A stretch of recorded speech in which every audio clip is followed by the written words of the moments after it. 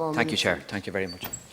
Minister, and I want to commend the regional group and Deputy Naughton for his continued work around long COVID.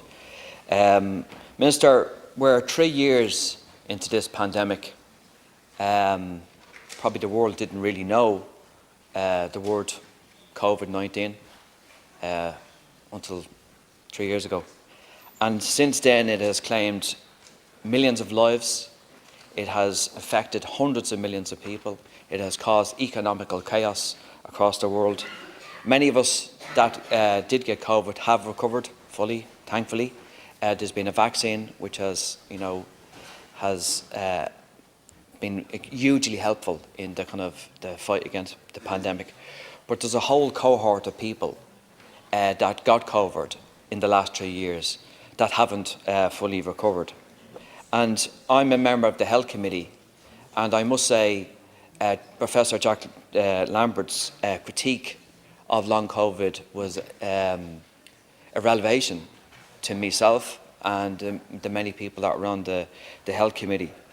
Obviously the symptoms of COVID, in my naivety, I thought it was mostly respiratory issues, but as Professor Lambert has said, that is both cognitive and neurological, and that symptoms can be pretty devastating to those that have long COVID and continue to have them symptoms.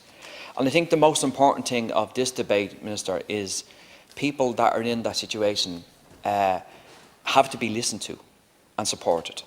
And that's the main thing from this debate, because for too long in this country, those that have illnesses such as fibromyalgia or ME or Lyme's disease have been largely dismissed in relation to it's only in your own head and get on with it. And obviously that's not the case by any means. And Professor Lambert, in his critique, has laid it out bare that people are suffering physically and mentally. I mean, I can only imagine, I got COVID about 4 months ago, and it really physically it takes its toll. But imagine having them symptoms continuously for months on end. I just can't imagine dealing with that, and it must be hugely distressing on those that are in that situation.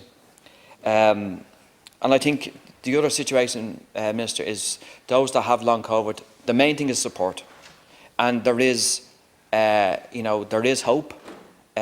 People that have long COVID do get better, but there's a whole cohort of people that just it lingers and lingers and lingers, and that can be hugely detrimental not only to their physical health but also financially. They can't go back to work, and obviously that is a huge impediment on their economical situation.